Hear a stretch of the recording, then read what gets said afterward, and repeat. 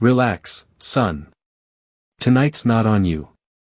Richard Bennett said it loud enough for the entire table to hear, leaning back in his leather chair with the kind of smile rich men use when they think they're being generous instead of cruel. A few people around the table laughed softly into their wine glasses. Not shocked laughter. Comfortable laughter. The kind that told me this wasn't the first time Claire's father had turned someone into entertainment over dinner. I looked down at the menu in my hands and pretended to study the prices while the waiter stood beside me holding a bottle of Cabernet that probably cost more than my first car. The restaurant overlooked the Chicago River, 40 floors above the city, all glass walls and gold lighting and people dressed like they had somewhere more important to be after dessert. Claire sat beside me in a black dress I helped pay for 3 years earlier when she was still trying to build a career in corporate marketing and couldn't afford half the things her family considered normal. Back then, she used to squeeze my hand under tables whenever she got nervous around wealthy people. Tonight, she didn't even look at me. You don't have to order the steak, Victoria Bennett added with a soft laugh while adjusting the diamond bracelet on her wrist. They do have smaller portions. More laughter. Claire finally smiled, but it wasn't at me. It was the tight uncomfortable smile of someone trying to survive her own family without becoming the next target. That hurt more than her parents ever could. I folded the menu closed slowly and set it on the table. The steak's fine, I said calmly. Richard smirked. Confidence. I like that. Even if it's financially irresponsible. Another round of laughter circled the table. I stayed quiet after that because I'd learned something important about people like Richard Bennett. Silence makes arrogant people talk longer. Claire's younger brother Jason raised his glass toward me. So Ethan, serious question. What exactly do you do again? I could already tell by the grin on his face that he knew the answer. Or at least the version of it they all believed. Finance, I answered. That's vague, Jason replied. Usually people with real money are specific. Richard nearly choked on his drink laughing at that one. Across the table, Claire finally leaned closer to me. Just ignore them, she whispered under her breath without making eye contact. Ignore them. Like this was normal. Like humiliation was just part of dating into her family. I watched the waiter refill Richard's wine glass while another server placed seafood towers and imported appetizers across the white linen tablecloth. Everything about the night screamed money. Old money. The kind built to make outsiders feel temporary. Richard loved environments like this because restaurants weren't just restaurants to him. They were stages. Places where he could remind everyone exactly who mattered and who didn't. You know what I admire most about Claire? Victoria said suddenly, dabbing the corner of her mouth with a napkin. She's always had compassion for people. Claire's eyes closed for half a second. She knew where this was going. Richard pointed his fork toward me. Absolutely. Most women raised the way she was would never date a guy still worrying about rent prices and gas money. Jason laughed again. Dad, come on. Ethan probably drives one of those reliable cars that lasts forever. Nothing wrong with reliable, Richard replied. Until your daughter gets tired of living like she's waiting for a coupon. The table erupted again. I glanced toward the massive windows overlooking downtown Chicago, the reflections of city lights stretching across the river below us. From the outside, the dinner probably looked perfect. Wealthy family. Beautiful restaurant. Expensive wine. But beneath all the polished smiles was something uglier. They weren't just mocking my income. They were testing whether I understood my place in their world. And the truth was, they thought they already knew exactly where that place was. What none of them realized was that 3 floors below us, inside the executive offices of the hospitality group that owned this restaurant, my signature authorized every private dining expense charged to the Bennett family account.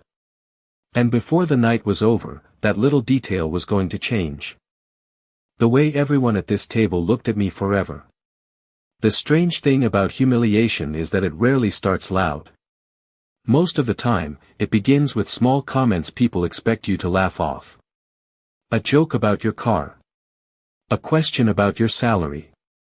A smile that lasts half a second too long after someone asks where you grew up. Claire's family had been doing it to me for almost 3 years, always polished enough to sound harmless if anyone called them out on it. The first time I met Richard Bennett, he shook my hand outside a country club in Lake Forest and looked at my watch before he looked at my face. "Finance?" he asked after Claire introduced me.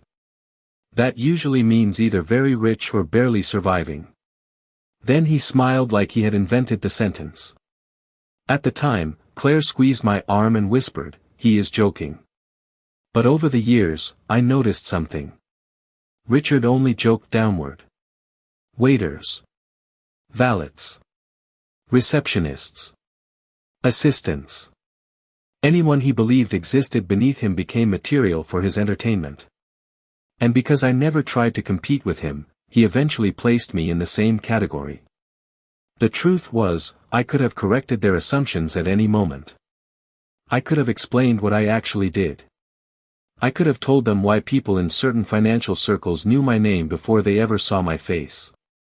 But I learned early in my career that real money moves quietly. Loud people chase status. Quiet people control it.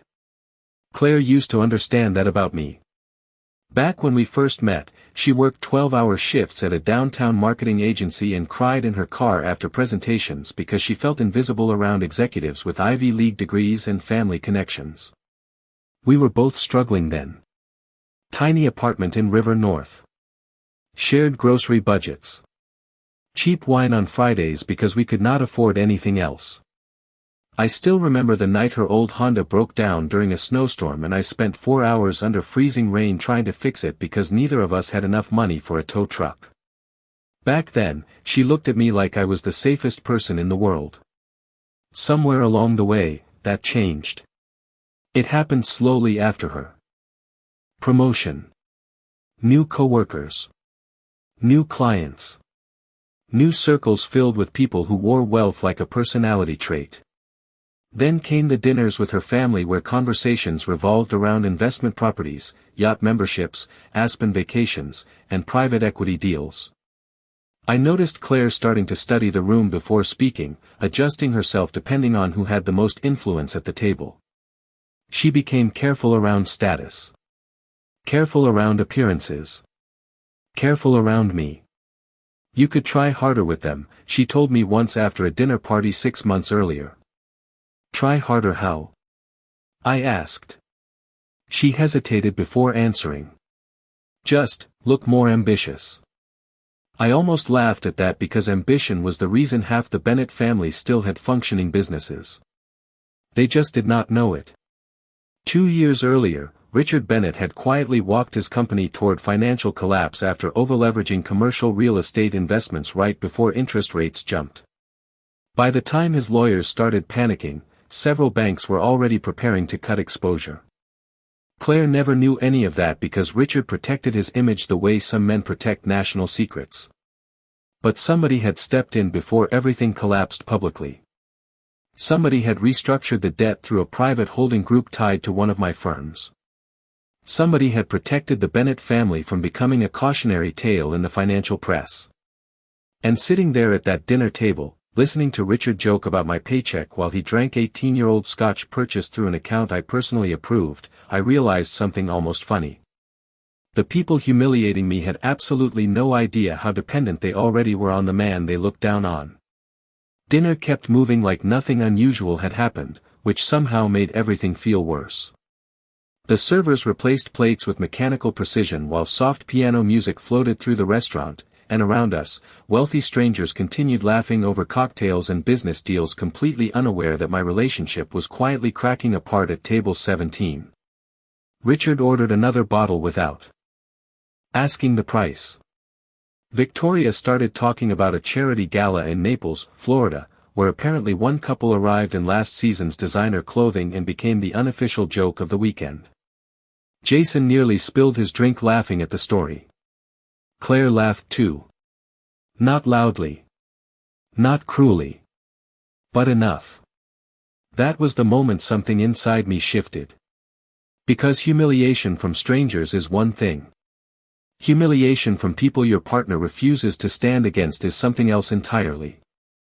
I looked at Claire while she smiled down at her wine glass, and for the first time in years, I wondered whether she loved me or just loved the version of herself that existed when I was useful. "So Ethan," Richard said, cutting into a dry-aged filet mignon that probably cost more than most people's weekly grocery bill, "what is the long-term plan here?" I already knew what he meant. Men like Richard never ask direct questions when they can hide judgment inside polite language. "I am not sure what you mean," I replied calmly. He smiled.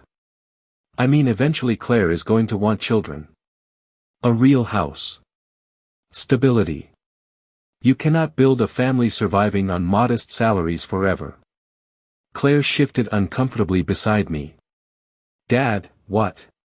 Richard shrugged. "I am having an adult conversation." Then he looked directly at me again. "There is nothing wrong with being average, Ethan. Most people are. But my daughter was not raised for average." Jason raised his glass toward his father like he had just delivered a brilliant speech. I sat there quietly while the waiter refreshed everyone's water glasses. The irony almost made me smile. Richard Bennett was lecturing me about financial stability while sitting inside a restaurant his family technically could not afford to keep frequenting without the restructuring agreement my company put in place 14 months earlier. What made it worse was that I remembered exactly how desperate things had been back then. I remembered the late-night conference calls with attorneys in New York. The balance sheets. The panic hidden beneath carefully controlled executive language. Richard's commercial properties had been bleeding cash after interest. Rates surged, and several lenders were preparing to force liquidation if additional capital did not arrive quickly. Publicly, the Bennetts still looked wealthy. Privately, they were drowning.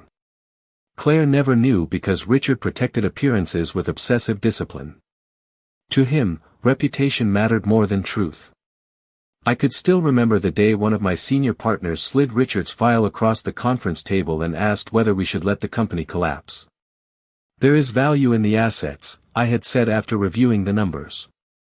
"But the leadership is reckless." My partner asked the obvious follow-up question. "Then why save them?" At the time, I answered with one word. Claire. Looking back now, that answer felt embarrassingly naive. "You know what your problem is?" Victoria suddenly said while stirring cream into her coffee. "You are too quiet." Jason laughed. "Mom thinks quiet men are either secretly brilliant or secretly broke." Richard smirked into his scotch. "We already know which one Ethan is." More laughter spread around the table. Claire stared down at her plate again instead of defending me. And that silence told me more about our future than any argument ever could. Because what they did not realize was that every insult at that table was slowly removing the last reason I had to keep protecting them from the truth. By the time dessert menus arrived, the dinner no longer felt like a family gathering. It felt like a performance everyone had rehearsed except me. Richard controlled the rhythm of the conversation the same way conductors control orchestras. He knew when to pause for effect, when to throw in a joke, when to lower his voice so people leaned closer to listen. Men like him spent decades learning how to dominate rooms without ever raising their voices. And unfortunately for Claire, she had spent her entire life adapting herself to that gravity. "Jason tells me your apartment building still charges for guest parking," Richard said while swirling the last of his scotch. "That cannot be ideal." Jason smirked. "Dad almost had a heart attack when he visited. He said the lobby smelled like college students and takeout food." Victoria laughed softly into her napkin. "Well, young people tolerate those things longer than they should." Claire finally spoke up, but not the way I hoped. "It is temporary," she said quietly. Temporary. Funny word. We had lived there together for almost 4 years. I remembered assembling furniture in that apartment with her on the floor beside me eating cold pizza at midnight because we could not afford movers. I remembered her crying tears of relief the first month we finally stopped checking our bank account before grocery shopping. Back then, she never called our life temporary. Back then, she called it ours. Richard leaned back in his chair and studied me carefully. You know, Ethan, I have always believed a man should provide a certain level of comfort before dragging someone into a serious future. He said it casually, but Claire immediately looked down at the table again. She knew exactly what he was doing. Dad, I am serious, he continued. Love is important when you are 22. After 30, stability matters more. Jason nodded dramatically like he was listening to life-changing wisdom. Honestly, he added, Claire could probably do a lot better if she wanted. Silence settled across the table for a moment after that. Even Victoria stopped smiling. I looked at Claire waiting for her to say something. Anything. Instead, she took a sip of wine and avoided my eyes completely. That was the exact moment I stopped feeling embarrassed and started feeling tired. Tired of pretending this dynamic was temporary. Tired of acting like small humiliations did not eventually become permanent resentments. Tired of protecting people who clearly enjoyed underestimating me. The waiter approached to clear the plates, and I noticed something small that nobody else at the table paid attention to. The manager near the bar had looked toward our table 3 separate times in the last 10 minutes. Not casually either. Carefully. Like he recognized someone important but was unsure whether to interrupt. Richard kept talking. Do not take this personally, Ethan, he said. I just think men should be realistic about where they stand in life. I almost smiled at that. Realistic.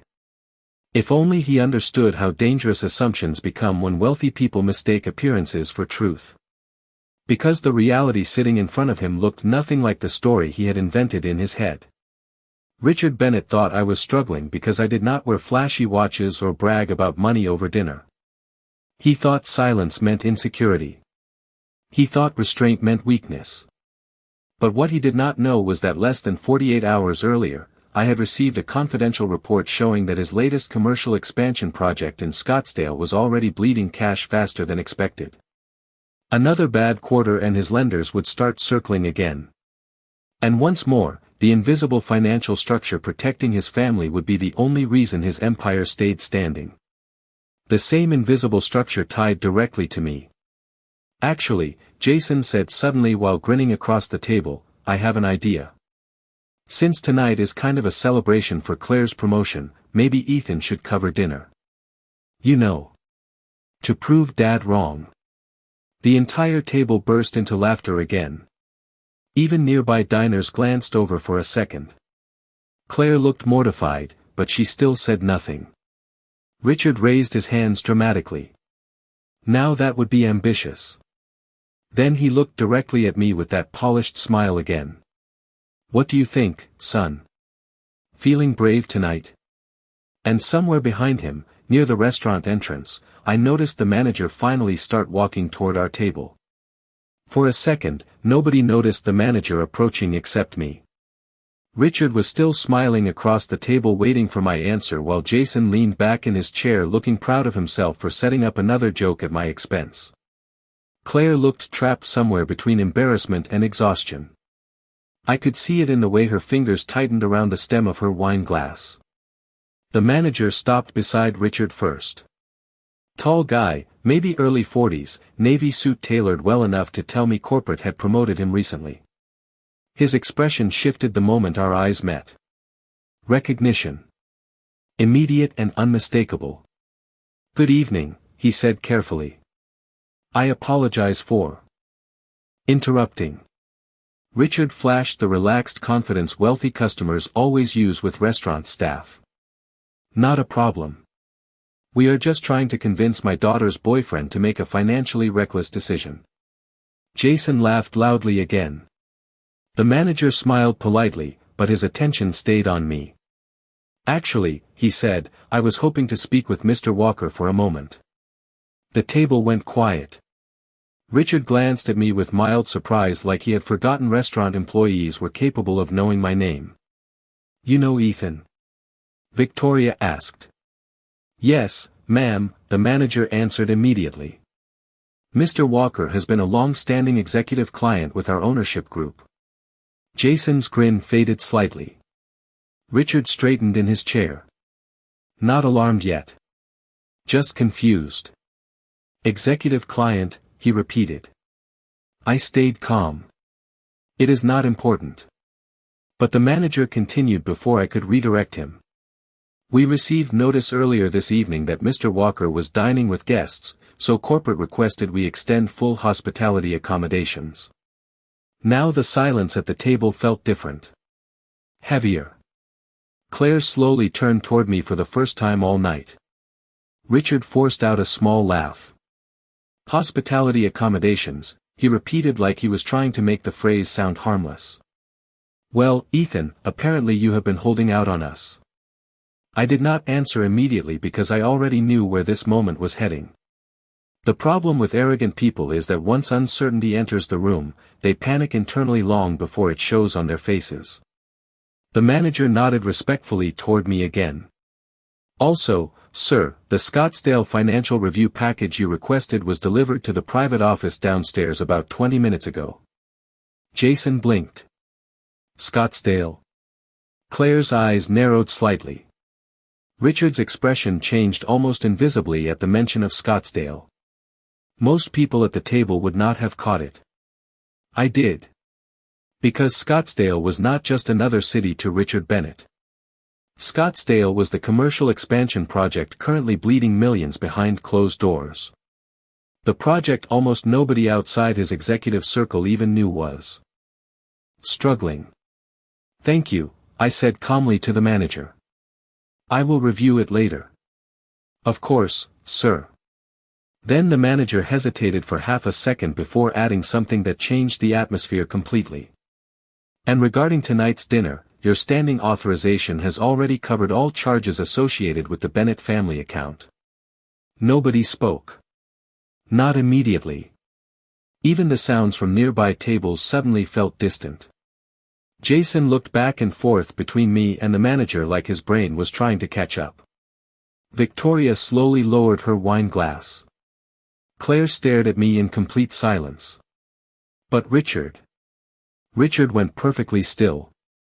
What did you just say? He asked quietly. The manager remained professional. The Bennett family dining account is connected through Hawthorne Capital's executive hospitality program, sir. Mr. Walker personally oversees the authorization structure. I watched the color drain slightly from Richard's face. Not because of the bill itself. Men like him spend money constantly. No. What shook him was the realization that I knew about the account. Which meant I knew things I was never supposed to know. The manager sensed the tension immediately. Again, I apologize for interrupting your evening, he said carefully before stepping away from the table. The second he disappeared, nobody moved. Nobody laughed. Nobody touched their drinks. Claire finally looked at me like she was seeing a stranger sitting beside her. Ethan, she whispered softly. Richard interrupted her without taking his eyes off me. What exactly do you do? Funny thing was, that was the first honest question anyone in her family had ever asked me. Richard Bennett had spent the last 3 years talking to me like I was background noise in my own relationship. But now, sitting under the soft gold lights of that restaurant with half-empty scotch in front of him, he suddenly looked like a man trying to recalculate an equation in real time. What exactly do you do? He repeated more carefully this time. Not mocking anymore. Careful. Measured. I folded my napkin beside my plate before answering. I manage private capital structures, I said calmly. Jason frowned. Immediately. What does that even mean? It means, Richard interrupted quietly while staring at me, he works in high-level asset management. I looked at him for a moment. Smart enough to recognize the language once his ego stopped getting in the way. Claire still had not spoken. She looked almost unsettled now, like pieces of different versions of me were finally colliding inside her head. The struggling boyfriend. The quiet finance guy. The man restaurant executives treated with caution. None of it matched the image her family spent years building. Victoria forced out a small laugh. Well, this is certainly dramatic. But nobody joined her this time. Richard leaned forward slowly. You oversee the hospitality account connected to my family? Indirectly, I answered. The account falls under one of several executive portfolios tied to Hawthorne Capital. Jason blinked. Wait. Hawthorne Capital? Even he recognized the name. Most people in Chicago finance circles did. Quiet company. Old money clients. The kind of firm that rarely appeared in headlines because firms with real influence usually prefer staying invisible. Claire finally spoke. You never told me you worked with Hawthorne. I met her eyes calmly. You never asked. That landed harder than I intended. I could see it in her face immediately. Because deep down, Claire knew it was true. Somewhere over the years, curiosity about who I actually was had slowly been replaced by concern over how I looked beside people with louder money. Richard sat back in his chair studying me differently now. Not warmly. Not respectfully. Strategically. Men like him survive by reassessing power quickly once they realize they underestimated someone. The Scottsdale Project, he said carefully. How familiar are you with it? There it was. The real question finally entering the room. I took a sip of water before answering. Familiar enough. Jason looked confused. Victoria looked nervous for the first time all evening. Claire turned toward her father slowly. What Scottsdale Project? Richard ignored her completely. His attention never left me. You reviewed the numbers, he asked. Some of them. Silence settled across the table again. This time it was not awkward silence. It was fear. Controlled fear. Because Richard Bennett had just realized something devastating. Every joke he made tonight. Every insult. Every smug comment about my income. All of it had happened in front of a man with access to financial information capable of destroying his reputation if handled carelessly. Not because I wanted revenge. Because that is simply how power works in certain rooms. The people controlling outcomes are rarely the loudest ones at dinner. Claire looked between us like she suddenly understood there had been an entirely different conversation happening beneath the surface all night. Dad, she said slowly, what is going on?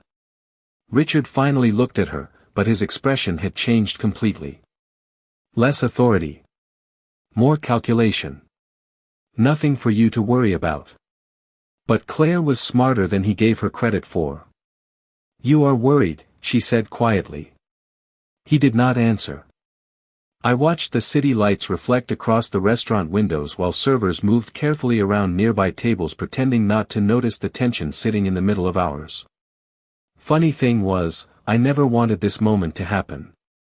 I had spent years intentionally minimizing myself around her family because I thought protecting Claire from conflict mattered more than defending my pride.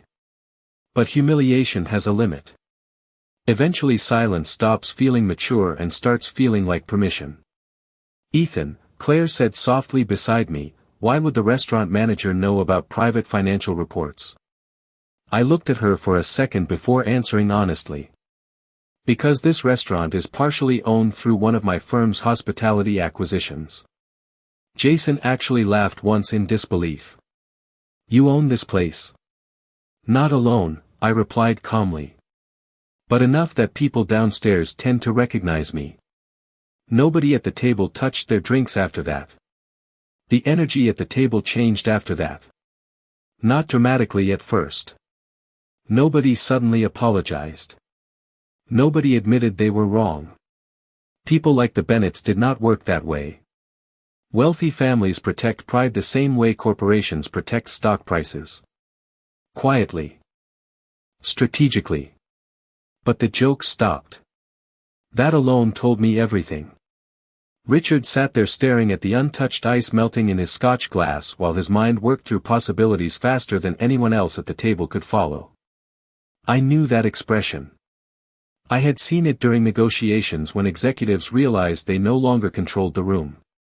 Claire looked overwhelmed more than anything else. Not angry. Not defensive. Just confused. Like she was replaying the last 3 years of our relationship through an entirely different lens. "Why would you hide all of this?" she asked softly. I almost answered immediately, but then I stopped myself.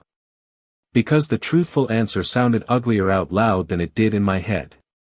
"I hid it because your family only respected money they could see. I hid it because I wanted someone to love me before they calculated my value. I hid it because the quiet version of me felt more honest than the powerful one. Instead, I simply said, I did not think it mattered." Jason gave a short nervous laugh. "It definitely matters." Richard shot him a look that immediately shut him up again. Then he turned back toward me. "How involved are you with Hawthorne exactly?" There it was again. Not curiosity about me as a person. Curiosity about hierarchy. About leverage. About risk. Men like Richard measured human beings by their proximity to power because that was the language they trusted most. "I sit on the strategic acquisitions side," I answered calmly. "Hospitality, commercial restructuring, long-term asset recovery."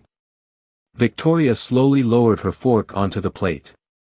"Asset recovery," she repeated quietly. Richard understood that phrase immediately. I saw it in his eyes. Asset recovery was not glamorous finance language. It was what happened after businesses made bad decisions and powerful firms stepped in to control the damage. Claire looked between all of us again. "Somebody explain what is happening." Richard stayed silent. So I answered her instead. "About 14 months ago, your father's Scottsdale project became exposed after the financing structure started collapsing under interest pressure." Claire frowned immediately. "Dad said the project was doing well." Another silence. Another realization. "Publicly, yes," I said carefully. Privately, the lenders were preparing to force liquidation unless additional capital arrived. Jason stared at his father now. "Wait, what?" Richard finally snapped. "That is enough." Not loud. But sharp enough that nearby diners briefly looked over. Claire turned toward him slowly. "You lied to us." "I protected the family," Richard replied immediately. "That is what men in my position do." I almost smiled at that because it perfectly explained everything about him. Richard Bennett would rather manipulate reality than appear weak for 5 minutes. "And Ethan knew?" Claire asked quietly. Richard looked at me again. Apparently Ethan knew quite a lot. The strange thing was, I still did not feel angry sitting there. Mostly disappointed. Disappointed that Claire never defended me when she thought I had nothing. Disappointed that respect arrived only after money entered the conversation.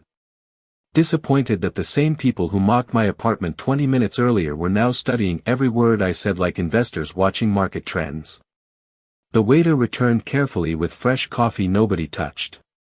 His hands actually looked nervous setting the cups down. He could feel the tension without understanding it. "You should have told us," Victoria finally said. I looked at her calmly. "Would it have changed how you treated me?" Nobody answered. Because everyone at the table already knew the truth. Yes. Absolutely yes. If Richard Bennett had known from the beginning that I held influence over firms connected to his financial survival, he would have treated me like royalty from the first handshake. And somehow that realization felt more insulting than all the jokes combined. Claire stared down at the table for several long seconds before finally whispering something so quietly I almost missed it. "I let them do this to you." And for the first time all night, Richard Bennett looked genuinely uncomfortable. The rest of the restaurant continued moving around us like nothing had happened, but our table felt frozen inside its own reality. Richard Bennett sat Unusually still now, no longer performing for the room, no longer throwing out smug little jokes to keep himself elevated above everyone else. For the first time since I met him, he looked uncertain. And uncertainty looked unnatural on him. Claire kept staring at me like she was trying to understand how the man she shared an apartment with could also be the same man quietly connected to boardrooms, acquisitions, and financial structures powerful enough to protect or destroy entire companies. "Why did you never say anything?" she asked again softly. This time I answered honestly. Because I wanted to know how people treated me before they knew what I could do for them. Nobody spoke after that. Not immediately. The sentence landed too close to the truth for everyone at the table. Richard slowly leaned back in his chair and exhaled through his nose. "You think this family only respects money?" he asked carefully. I looked directly at him. "I think your family noticed my value only after it became expensive." Jason looked down at the table instantly. Victoria pressed her lips together without responding. And Claire. Claire looked devastated because deep down she knew she had crossed that line too. Maybe not intentionally. Maybe not cruelly. But gradually. Quietly. One compromise at a time. One ignored comment at a time. One uncomfortable laugh at my expense at a time. Richard picked up his scotch again, but his hand stopped halfway. "How exposed is Scottsdale?" he asked quietly. There it was again. The real fear underneath everything. Not pride. Not embarrassment. Exposure. Men like Richard can survive insults. They cannot survive losing status. "If the next quarter misses projections," I replied calmly, "the lenders will start restructuring conversations aggressively." Jason looked alarmed immediately. "Dad, enough," Richard snapped quietly.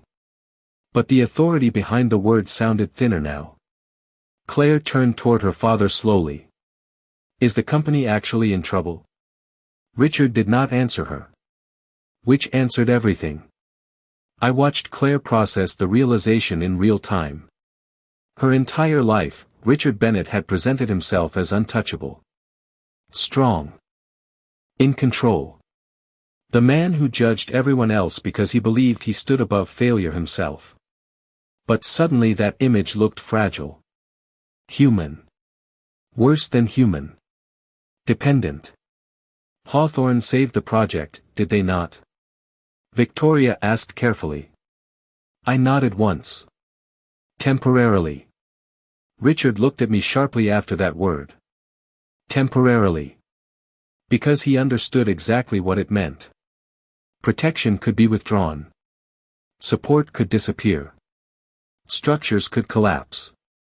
The same quiet man they mocked over dinner had unknowingly become one of the invisible pillars holding their financial world together. Claire looked like she wanted to ask another question, but before she could speak, the restaurant manager returned carrying a slim black folder in both hands. Except this time he walked directly toward me first. "Mr. Walker," he said respectfully, "corporate asked me to personally deliver this." He handed me the folder carefully. Richard recognized the Hawthorne capital seal immediately. I saw it happen in his face. The smallest flicker of panic. I opened the folder calmly while the entire table watched. Inside were updated financial summaries, lender recommendations, and revised exposure projections tied to Scottsdale. Numbers. Forecasts. Risk assessments. The kind of documents executives lose sleep over. Richard stared at the papers for 2 full seconds before quietly asking, "You reviewed this before tonight?" "Earlier this afternoon." Claire looked between us in disbelief. "You knew all this was happening while sitting here letting everyone treat you like," she stopped herself before finishing the sentence. "Like you were beneath us. Like you were small. Like you were lucky to be invited." I closed the folder slowly and handed it back to the manager. "Thank you." "Of course, sir." Then the manager glanced briefly toward Richard before adding one final sentence that completely shattered whatever pride still remained at the table. "And Mr. Bennett, corporate asked me to remind you that tomorrow's restructuring meeting has been moved to 8:30 in the morning. Mr. Walker will be leading the review personally. Silence. Pure silence. Jason actually looked pale. Victoria stared at me like she had never seen me before. Claire covered her mouth slightly with her hand. But Richard Bennett. Richard looked down at the untouched scotch in front of him and suddenly seemed much older than he had 2 hours earlier. Nobody at the table recovered after that. The atmosphere had changed too completely. Earlier that night, Richard Bennett spoke to me like a man tolerating an inconvenience his daughter would eventually outgrow. Now he sat there staring at the untouched ice in his glass while the reality of our position settled over the room piece by piece. Not loudly. Quietly. The way real power usually arrives. Claire looked shaken in a way I had never seen before. It was not just embarrassment. It was realization. The painful kind that forces people to revisit years of memories with entirely different eyes. Every joke she ignored. Every dinner she stayed silent through. Every moment she let her family reduce me into something smaller because confronting them would have been uncomfortable. Ethan, she said softly, why did you stay through all of this? I looked at her for a long moment before answering. Because I loved you. The honesty of it seemed to hurt her more than anger would have. Her eyes lowered immediately. Richard finally cleared his throat. I owe you an apology. That sentence alone almost felt surreal coming from him. Not because he meant it completely. Men like Richard rarely change overnight. But because for the first time in his life, he had been forced to speak to me without the protection of assumed superiority. You judged me before you knew me, I said calmly. He nodded once. That is true. Victoria looked exhausted now, the polished confidence from earlier completely gone. Jason had barely spoken in 20 minutes. Funny how quickly arrogance disappears once people realize the quiet man in the room was never powerless to begin with. Claire reached carefully for my hand under the table, but I did not move mine toward hers. That hurt her too. I could see it immediately.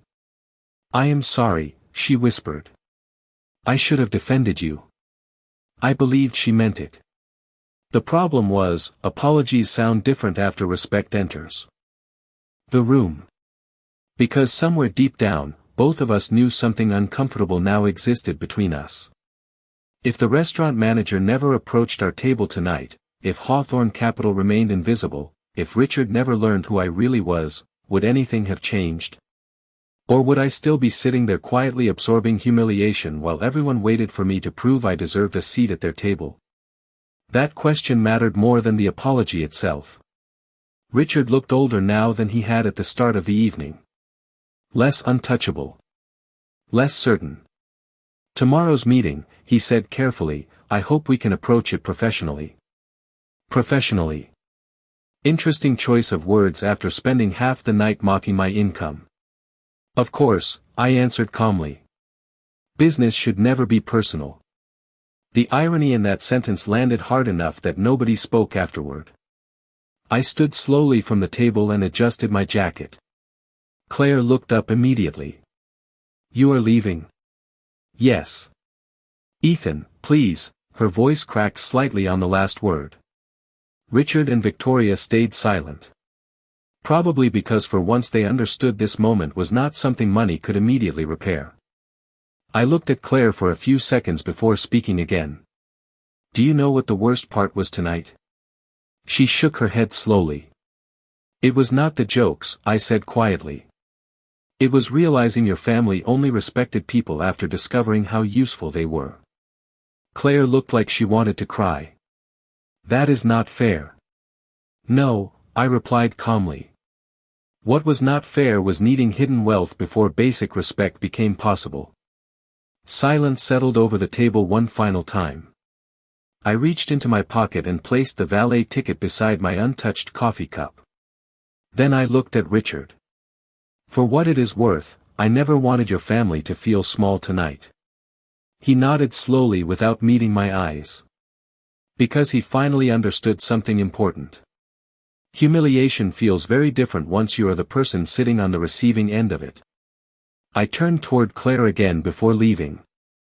I spent years trying to prove I belonged in your world, I said softly. But people who truly care about you never make you audition for basic dignity. Then I walked away from the table while the city lights reflected across the restaurant windows behind me. Nobody stopped me. Nobody knew how. And for the first time in a very long time, I no longer felt invisible.